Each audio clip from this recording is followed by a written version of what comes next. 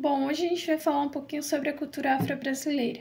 Quando a gente fala em cultura afro-brasileira, a gente se refere ao período colonial, quando a gente teve o tráfico transatlântico de escravos, que forçou milhões de africanos para virem de forma forçada ao Brasil.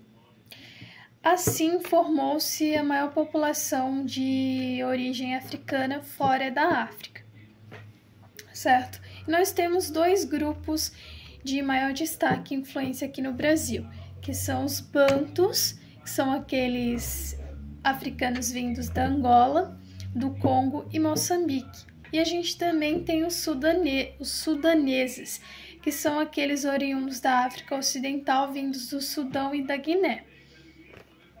Certo? Então, esses são os dois principais grupos.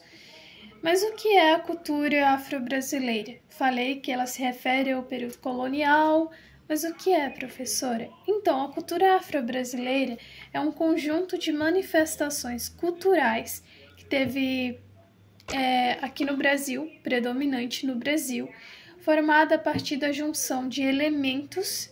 Então, essa cultura é formada a partir dos elementos da cultura dos povos africanos, que foram trazidos como escravo para o país durante o período colonial. Então, basicamente, a cultura afro-brasileira é uma junção dos elementos da cultura dos povos africanos, certo? São manifestações culturais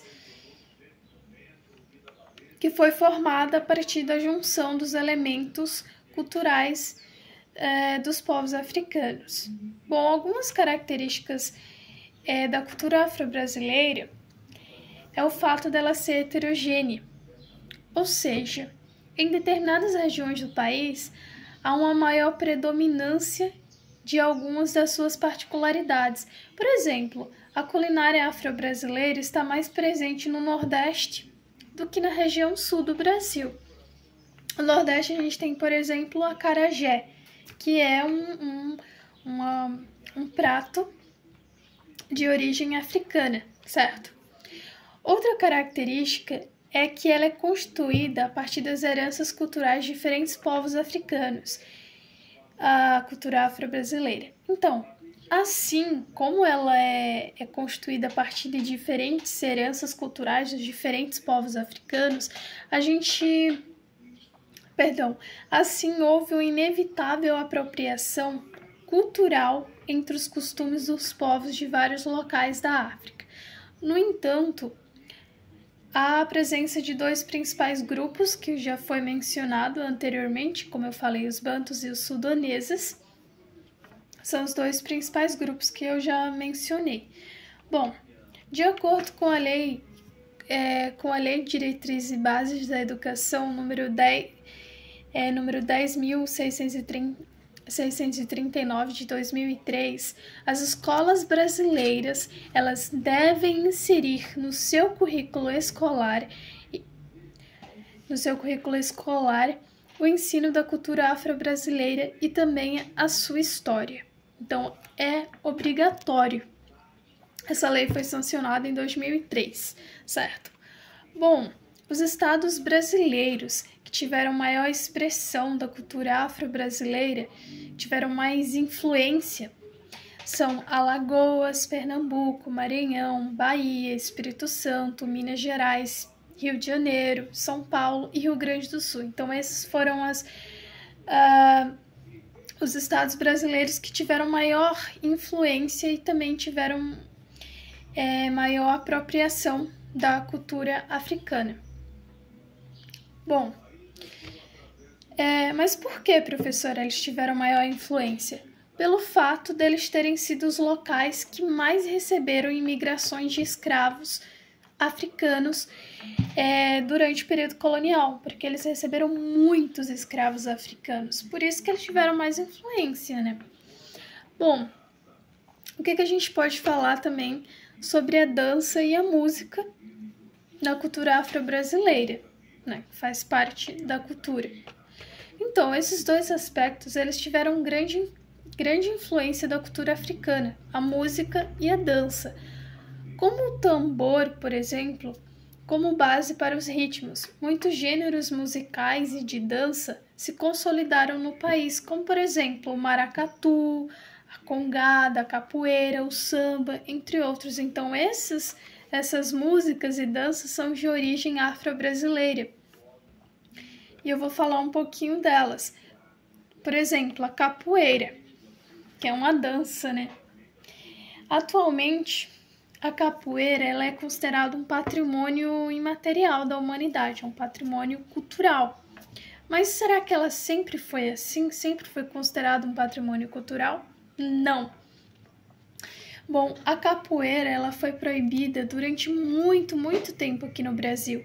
Mas por quê? Porque ela era tida como atividade de pessoas marginais, pessoas marginalizadas. Então ela era proibida. Então, a partir lá da década de 1930, é que essa prática ela passou a ser permitida no Brasil, através de uma lei que foi sancionada pelo Getúlio Vargas. Na próxima aula a gente pode se aprofundar sobre essa lei. Então, nem sempre a capoeira foi permitida aqui no Brasil, nem sempre ela foi um patrimônio cultural. Bom, originalmente, a capoeira ela tinha o propósito de servir como uma defesa pessoal dos escravos fugitivos, que eram aqueles escravos que fugiam das senzalas. Então, o propósito dela era mais para defesa. Porém, ao acrescentar melodias enquanto eles executavam aqueles movimentos, fazia de conta que se tratava de uma dança. Então, para os senhores de engenhos, aquilo era uma dança. E eles podiam treinar dentro da senzala sem serem suspeitos, porque eles acrescentavam melodias e isso fazia com que se tornasse uma dança para os senhores de engenhos. Era como se eles estivessem dançando, mas na verdade eles estavam eles tinham um propósito de se defender. Era um meio de defesa dos escravos fugitivos. Bom, o samba, que é um estilo musical, né? Em todos os gêneros musicais que foram herdados da cultura africana, nós temos o samba, que é o mais expressivo. Bom, é a parte importante do povo brasileiro, é a parte importante da identidade do povo brasileiro, é o samba.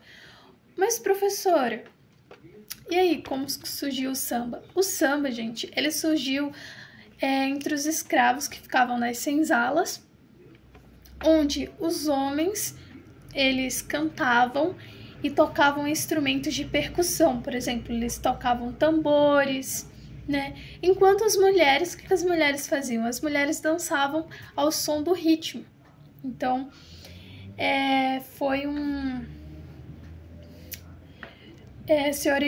surgiu através dos escravos das senzalas. Bom,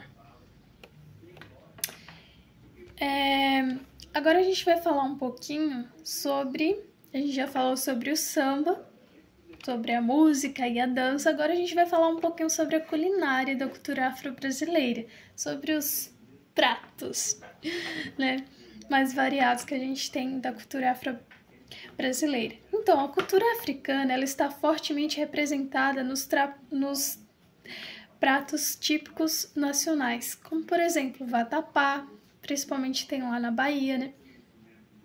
A feijoada, o acarajé também da Bahia, a cocada, a pamonha, o sarapatel, entre outros. Bom, a culinária afro-brasileira, ela utiliza ingredientes trazidos pelos povos africanos e adapta algumas receitas tradicionais dos portugueses e indígenas. Então, ela usa os ingredientes que eram trazidos pelos povos africanos, ok? Criando uma gastronomia própria e rica. Bom, por exemplo, a feijoada portuguesa, ela foi adaptada pelos escravos, acrescentando partes pouco nobres, né, da parte do porco, por exemplo, couve cozida e farinha de mandioca torrada, que no caso era farofa. Então, ela foi adaptada pelos escravos, a feijoada portuguesa. A gente também tem a pamonha, o vatapá, pamonha também é de origem afro-brasileira. Bom, mas agora a gente vai falar um pouquinho